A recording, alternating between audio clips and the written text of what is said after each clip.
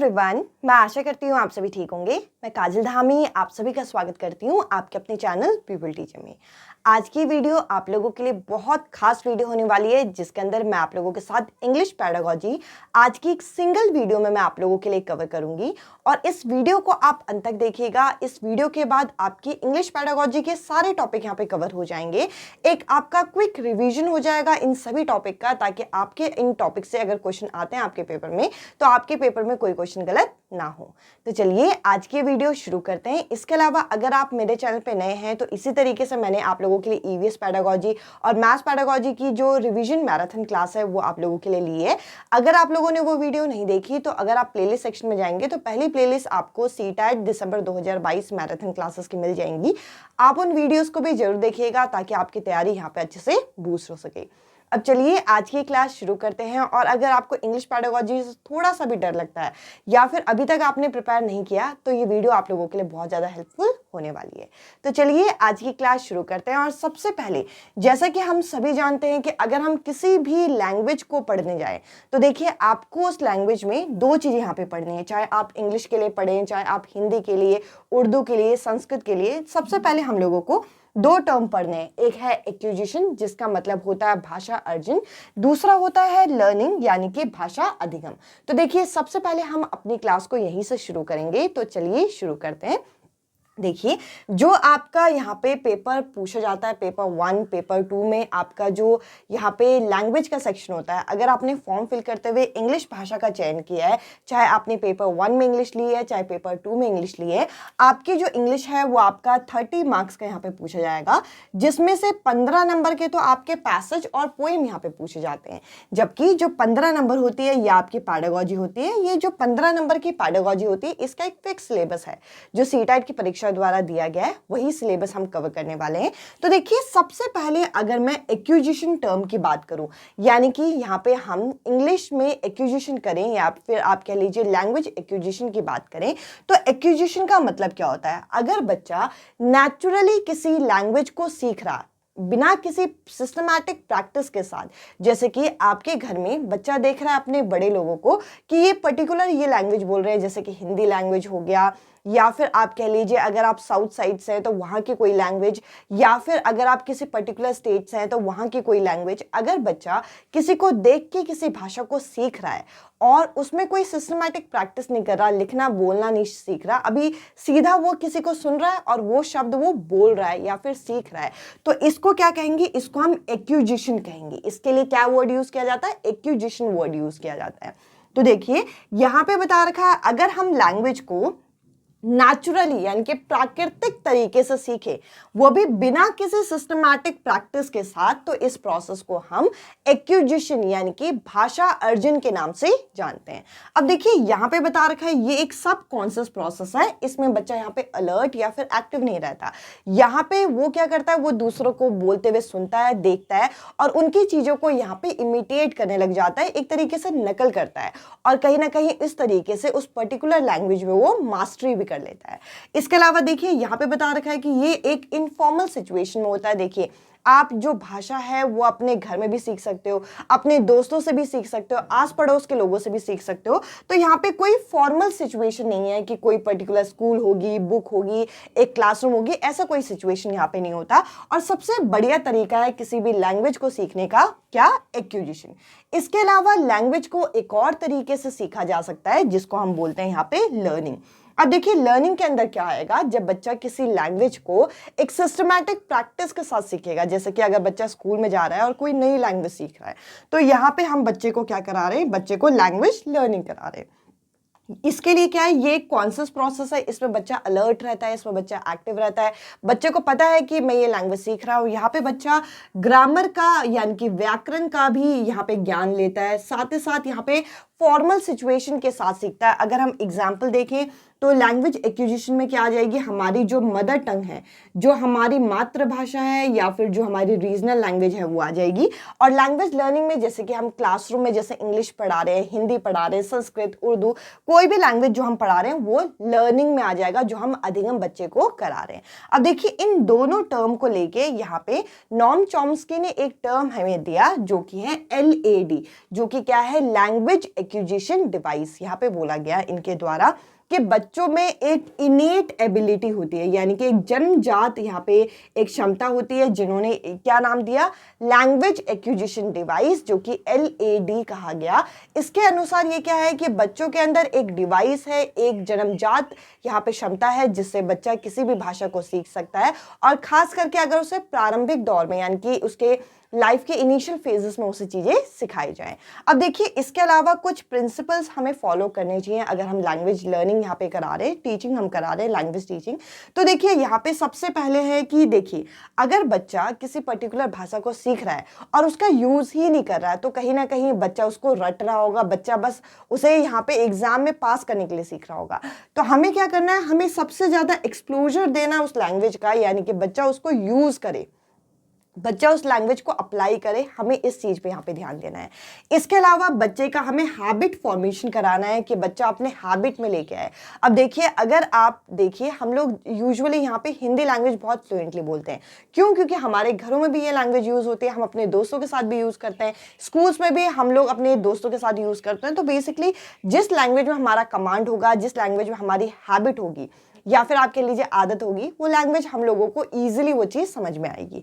इसके अलावा principle of child centre learning, हमें जब टीचिंग लर्निंग प्रोसेस करना है, हमें कोशिश करनी है कि हमारी जो क्लासरूम हो वो चाइल्ड सेंटर हो, ताकि यहाँ पे हम बच्चे के जो नीड है, बच्चे के इंटरेस्ट को, इन चीज़ों को फोकस कर सके। इसके अलावा principle of motivation and interest, देखिए motivation is the key of success, ये बोला जाता है। जब तक बच्चा खुद यहाँ पे मोटिवेट नहीं होगा और बच्चे में इंटरेस्ट नहीं होगा किसी पर्टिकुलर लैंग्वेज को सीखने का, बच्चा यहाँ चीजों को अच्छे से सीख नहीं पाएगा। तो हमें मोटिवेशन और इंटरेस्ट बच्चे का जगाना है उस पर्टिकुलर लैंग्वेज को लेके। तो देखिए, अभी मैंने आपके साथ कुछ बेसिक टॉपिक यहाँ पे डिस्कस किए जो कि हमारे किसी भी सब्जेक्ट की लैंग्वेज पेडागोजी में पूछा जाता है, जैसे कि एक्विजिशन क्या है, लर्निंग क्या है, इसके अलावा इसके प्रिंसिपल्स क्या है। साथ ही साथ अगर आपको सीटेट एग्जाम की कंप्लीट हैंड रिटन नोट्स और जो लास्ट ईयर आपका CBT मोड में पेपर हुए थे, CBT मतलब कंप्यूटर बेस्ड टेस्ट के जो सोल्यूशन है, अगर आपको एक कंप्लीट चाहिए तो ये आपको पेड फॉर्म में मिल जाएंगे। इस नंबर पे आप यहाँ पे व्हाट्सअप कर सकते हैं, जिसके थ्रू आपको प्राइस डिटेल यहाँ पे पता चल जाएगा। अगर आपके पास समय कम है, जैसे कि हम सभी जानते हैं कि लगभग 1 महीने का समय है, तो आपके पास अगर सेल्फ नोट्स बनाने का टाइम नहीं है या फिर आप मार्केट से अलग अलग सब्जेक्ट की बुक नहीं खरीदना चाहते, तो ये नोट्स आपके लिए बहुत ज़्यादा यहाँ पे बेनिफिशियल होंगे। अब चलिए हम कुछ और टॉपिक जो कि यहाँ पे इंग्लिश पेडागोजी के अंदर पूछे जाते हैं वो हम कवर करते हैं। अब चलिए हम आगे बढ़ते हैं और अब हम डिस्कस करेंगे लैंग्वेज स्किल, जिसको हम हिंदी में भाषा कौशल के नाम से भी जानते हैं। अब देखिए, ये टॉपिक कितना ज़्यादा इंपॉर्टेंट है ये मुझे आपको बताने की ज़रूरत नहीं है अगर आप यहाँ पे अपनी तैयारी शुरू कर चुके हैं। तो देखिए, अगर हम यहाँ पे लैंग्वेज स्किल की बात करें तो किसी भी लैंग्वेज को सीखने के लिए, किसी भी भाषा को समझने के लिए हमें 4 अलग अलग कौशल, 4 अलग अलग स्किल यहाँ पे दी जाती है, जो कि है LSRW। L यहाँ पे होता है लिसनिंग, यानी कि जब बच्चा किसी भी भाषा को सीखने लगेगा तो सबसे पहले वो उस चीज को सुनता है।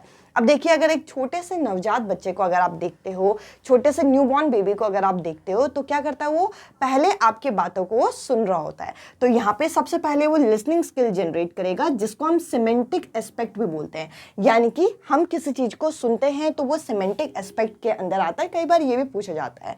इसके अलावा अगला जो स्टेज आता है, वो धीरे धीरे उन शब्दों को बोलना शुरू करेगा।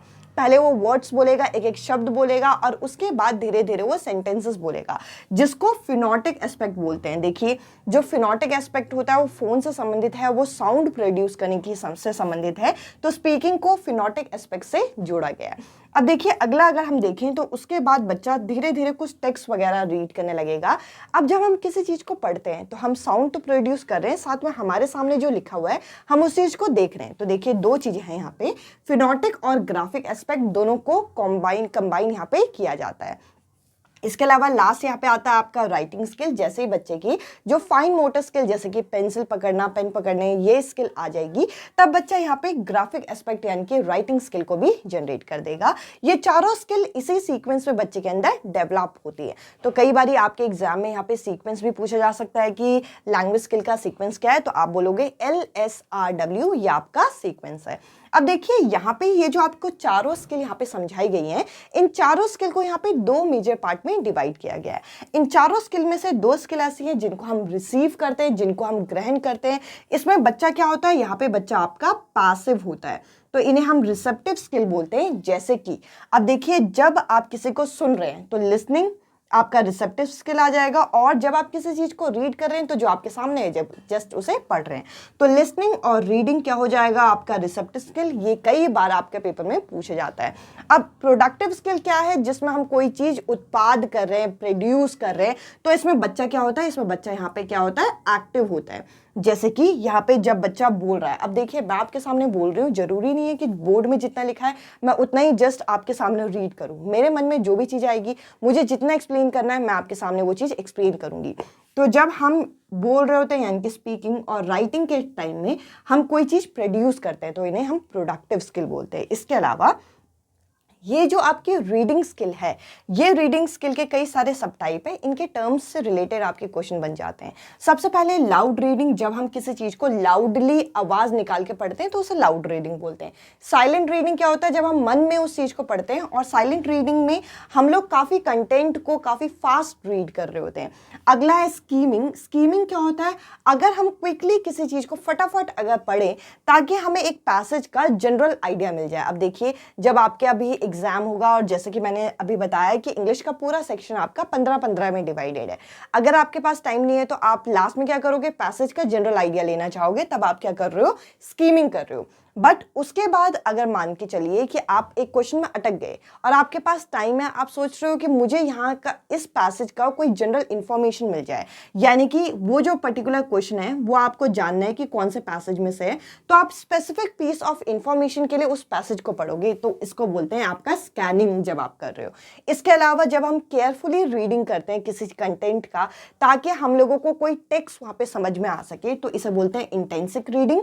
और एक्सटेंसिव रीडिंग क्या होता है, जब हम ओवरव्यू जानना चाहे कंटेंट का, कि पूरे आपको एक क्वेश्चन भी आता है कि आपका पूरे पैसेज का थीम क्या है, तो आप जब ओवरव्यू करते हो तो उसे एक्सटेंसिव रीडिंग बोलते हैं। तो ये रीडिंग के यहाँ पे टाइप है।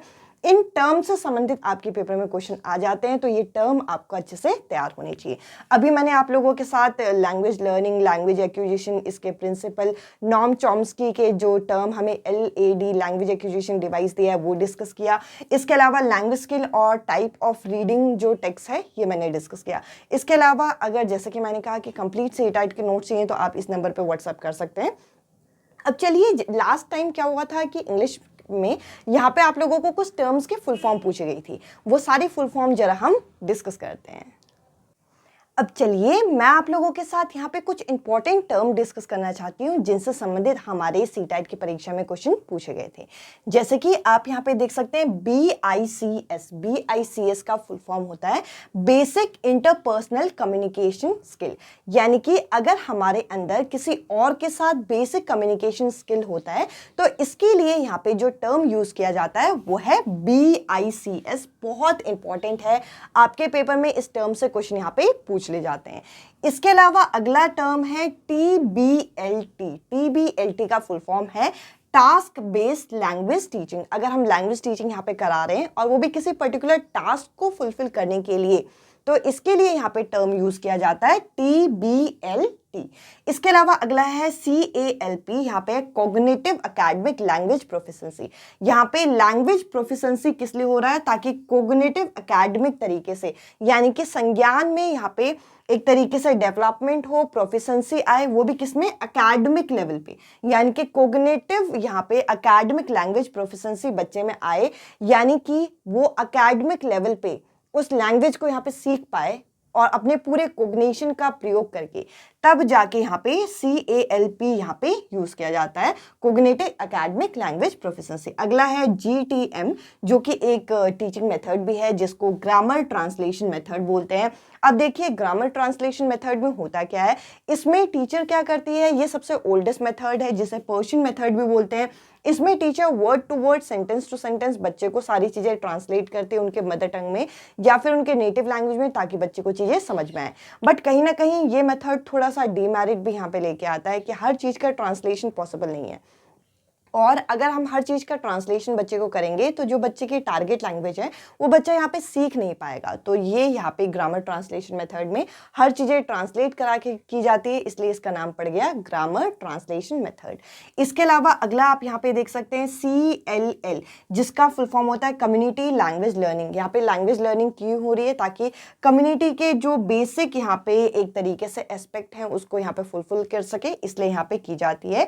अब देखिए इसके अलावा अगला है, जैसे कि नॉम चॉम्स्की ने एक टर्म, एक डिवाइस का नाम यूज किया था LAD, जिसका फुल फॉर्म है लैंग्वेज एक्विजिशन डिवाइस। उनके अनुसार बच्चे के अंदर एक इनेट कैपेबिलिटी होती है कि वो किसी भी भाषा को सीख सकता है, उसे अगर प्रॉपर गाइडेंस के साथ चीजें सिखाई जाए।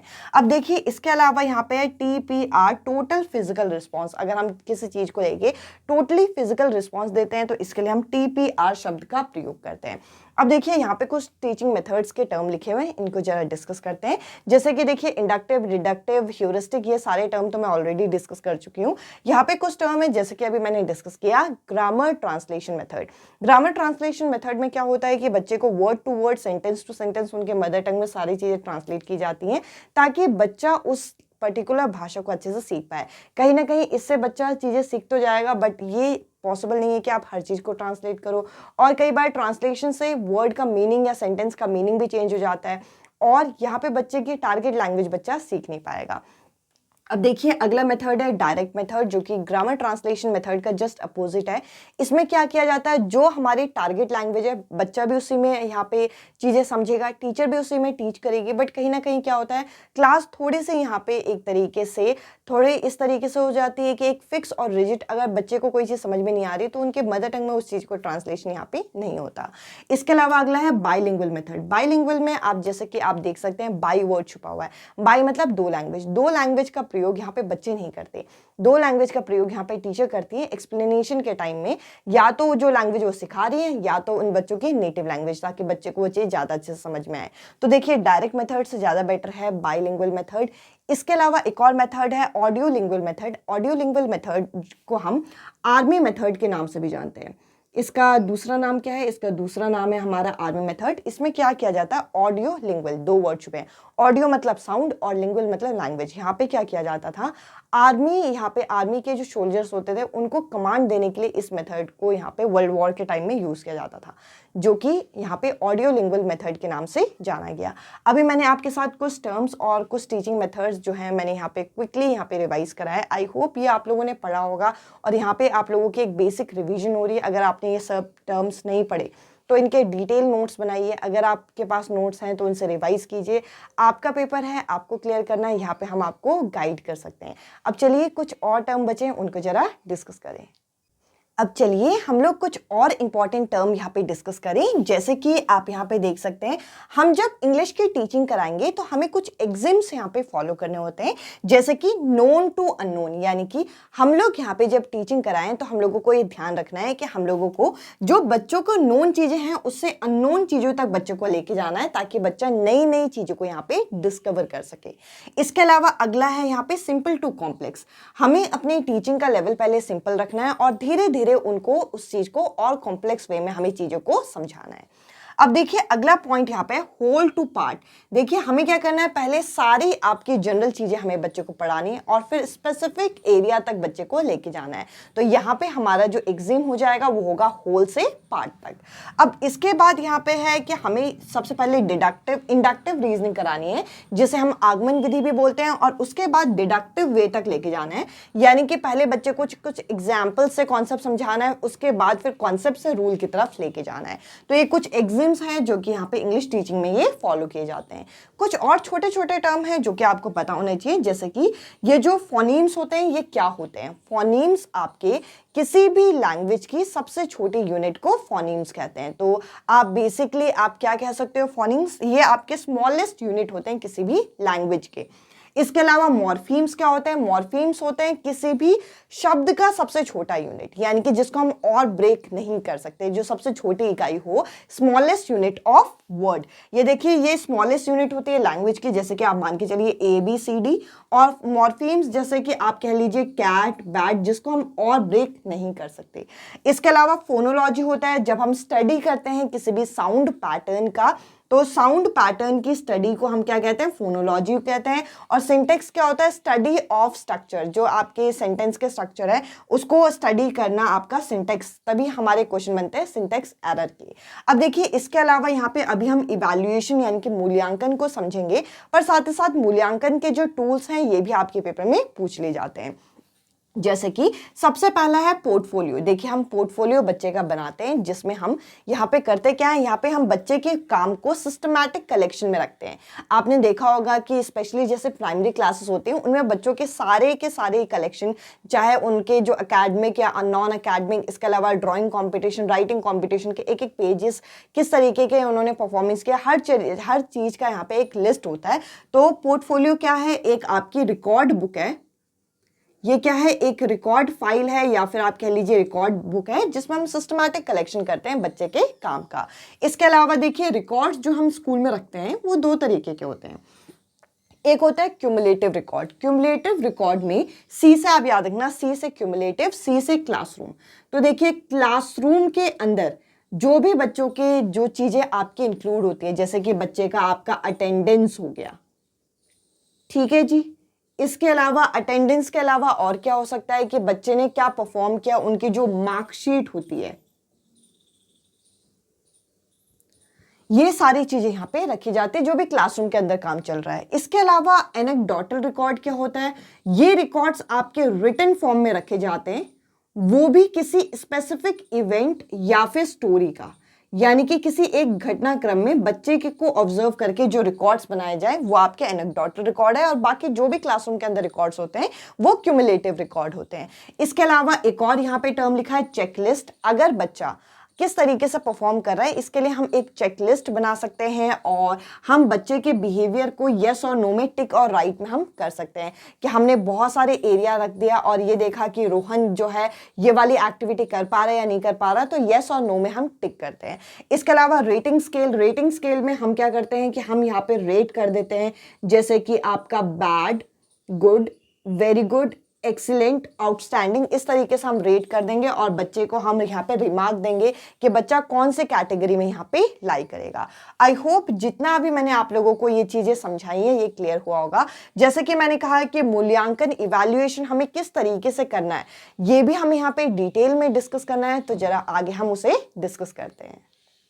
अब चलिए हम कुछ और टर्म यहाँ पे डिस्कस करें। अगर मैं आपसे बात करूं कि हम लोग लैंग्वेज में इवैल्यूएशन, यानी कि जिसको हम मूल्यांकन भी बोलते हैं, कि इवैल्यूएशन हमें किस तरीके से करना चाहिए, तो इवैल्यूएशन का सबसे बढ़िया तरीका है यहाँ पे CCE, जिसे हम बोलते हैं कंटिन्यूअस कॉम्प्रिहेंसिव इवैल्यूएशन। देखिए C आपका होता है यहाँ पे किसके लिए, कॉन्टिन्यूस के लिए, यानी कि हम लोगों को बच्चे को कॉन्टिन्यूस मैनर पे इवैल्यूएशन करना है। और दूसरा टर्म यहाँ पे है कॉम्प्रिहेंसिव। कॉम्प्रिहेंसिव मतलब आप लोगों को करना क्या है कि आप लोगों को सिर्फ बच्चों के एकेडमिक एरिया को नहीं, आपको बच्चे के जो नॉन एकेडमिक एरिया है उसका भी यहाँ पे इवैल्यूएशन करना है। तो इन दोनों एरिया को यहाँ पे इंक्लूड किया जाता है। अब देखिए CCE को ब्रॉडली हम दो पार्ट में डिवाइड करते हैं, जो कि है कोलास्टिक और कोकोलास्टिक। कोलास्टिक एरिया के अंदर उनके जो FA होता है यानी कि फॉर्मेटिव टेस्ट और SA यानी कि समेटिव टेस्ट आ जाते हैं। फॉर्मेटिव टेस्ट जैसे कि आप लर्निंग के लिए, यानी कि फॉर्मेटिव टेस्ट क्यों किया जाता है, ताकि आप ये चेक कर सको कि बच्चा कितना सीख रहा है। तो देखिए ये इवैल्यूएशन का ये तरीका है जिसमें हम बच्चे ने कितना सीखा इस चीज़ को इवैल्यूएट करते हैं। फॉर एग्जाम्पल अगर इसका बेसिक एग्जाम्पल देखें तो वो हो जाएगा इसके यूनिट टेस्ट, जो बच्चे के स्कूल में यूनिट टेस्ट वगैरह कंडक्ट हो रहे हैं। इसके अलावा समेटिव टेस्ट जो होते हैं आपके टर्म एंड टेस्ट बोलते हैं हम इन्हें, टर्म एंड टेस्ट, जो कि सालाना टेस्ट भी कहलाते हैं। तो देखिए ये क्यों होते हैं, ताकि बच्चे को हम प्रमोट कर सके, बच्चे को हम ग्रेड कर सके। यह आपका कोलास्टिक एरिया में आ जाता है। कोकोलास्टिक एरिया की अगर हम बात करें तो देखिए इसमें बच्चे का वैल्यूज, बच्चे ने कितना सीखा है, बच्चे के बिहेवियर में कितना चेंज आया है, बच्चे की मोटर स्किल्स कितनी डेवलप हुई है, बेसिकली जो स्किल्स होती है, बच्चे के अंदर क्या क्या क्वालिटीज इनबिल्ट हुई है। तो बेसिकली हम लोगों को ये नहीं देखना कि बच्चे के सिर्फ मार्क्स कितने आ रहे हैं, बच्चे के बिहेवियर, बच्चे के स्पोर्ट्स, बच्चे के वैल्यूज़, बच्चे के स्किल्स, ये सारी चीज़ें हम यहाँ पे कोकोलास्टिक एरिया में देखते हैं। और इवैल्यूएशन का हमारा जो एक तरीके से पैरामीटर होना चाहिए, जो डायमेंशन होना चाहिए, वो दोनों ही होना चाहिए, यहाँ पे ये बताया गया है। इसके अलावा अगर हम देखें तो देखिए टीचिंग हम लोगों को दो तरीके से करनी है। कई बार क्या होता है, हम लोग क्लासरूम में पढ़ा लेते हैं, उसके बाद भी बच्चों में बहुत सारे हम लोगों को प्रॉब्लम देखने को मिलते हैं। तो प्रॉब्लम को हम लोग जब यहाँ पे पता करते हैं, फाइंड करना, इसको बोलते हैं डायग्नोस करना। अगर हम प्रॉब्लम को ढूंढ रहे हैं, प्रॉब्लम को हम सर्च कर रहे हैं, इसको कहते हैं डायग्नोस करना। तो हमें डायग्नोस्टिक टीचिंग करानी है ताकि बच्चे के एक्चुअल प्रॉब्लमैटिक एरिया हमें पता चल सके। उसके बाद हमें क्या करना है, उसके बाद हमें उन्हें सल्यूशन देना है, उसके बाद हमें एक तरीके से उन्हें रेमेडी देना है जिससे बच्चा उन प्रॉब्लम्स को दूर कर सके। इसके अलावा हम लोगों को कुछ और चीज़ें यहाँ पे देखने को मिलती है कि जब हम यहाँ पे लैंग्वेज टीचिंग करते हैं तो कुछ यहाँ पे टीचर को यहाँ पे प्रॉब्लम फेस करने को मिलती है, लाइक जैसे ओवर क्राउडेड क्लासरूम होते हैं। इसके अलावा यहाँ पे रिसोर्सेज पूरे नहीं होते। तो ये कुछ टीचिंग के यहाँ पे एक तरीके से प्रॉब्लम फेस करने को मिलती है, टीचर्स को भी, स्टूडेंट को भी। प्लस यहाँ पे कुछ लर्निंग डिसेबिलिटीज होती हैं, जैसे कि आपने पढ़ा होगा ये डिसलेक्सिया, डिसलेक्सिया के बाद डिसग्राफिया, डिसकैलकुलिया, ये मैंने अलग से भी एक वीडियो में कंबाइन यहाँ पे समझा है। डिसलेक्सिया सबसे ज़्यादा यूज़ होता है हमारे यहाँ पे। अगर लैंग्वेज की बात करें तो ये रीडिंग डिसेबिलिटी है, यानी कि जो अगर बच्चे को रीडिंग या राइटिंग के टाइम में प्रॉब्लम हो तो डिसलेक्सिया होता है। डिसग्राफिया जो होता है राइटिंग से रिलेटेड प्रॉब्लम होती है कि बच्चे की राइटिंग ऐसी होती है कि समझ में ही नहीं आती। डिसकैलकुलिया जब बच्चे को कैलकुलेशन में प्रॉब्लम होती है। तो ये सारी चीज़ें हम लोगों को इंग्लिश पैडागोजी में यहाँ पे कवर करनी है। आई होप ये वीडियो आपको पसंद आई होगी। अगर आप लोगों को ये वीडियो पसंद आई है तो maths pedagogy, EVS pedagogy, plus मैंने मैराथन 1, मैराथन 2, मैराथन 3 करके ये क्लासेस यहाँ पे अपलोड किए। आप प्लेलिस्ट सेक्शन में जाएं, जो पहली प्लेलिस्ट होगी आपको ये सारी वीडियो वहाँ पे मिल जाएगी। अगर आपको चैप्टर वाइज क्लास चाहिए तो उसके जस्ट नीचे आपको चैप्टर वाइज क्लासेस मिलेंगी। तो देखिए, आपको तैयारी करनी है, हम लोग यहाँ पे एज अ गाइड आपको हेल्प कर सकते हैं। आप लोग तैयारी करिए और अपने एग्जाम को अच्छे से अच्छे मार्क्स से क्लियर कीजिए। अगर आपके पास कम समय है और अभी भी आप अपने जो प्रिपरेशन को यहाँ पे टाइम नहीं दे पा रहे हैं, तो आप यहाँ पे सीटेट परीक्षा के complete handwritten notes plus last year के सीबीटी पेपर्स आप यहाँ पे परचेज कर सकते हैं, जिसके लिए यहाँ पे स्क्रीन में आपको एक नंबर दिख रहा होगा। इस वीडियो में इतना ही। अब मैं आपसे जल्दी ही मिलूंगी अगली वीडियो में अगले टॉपिक के साथ। Bye bye, take care.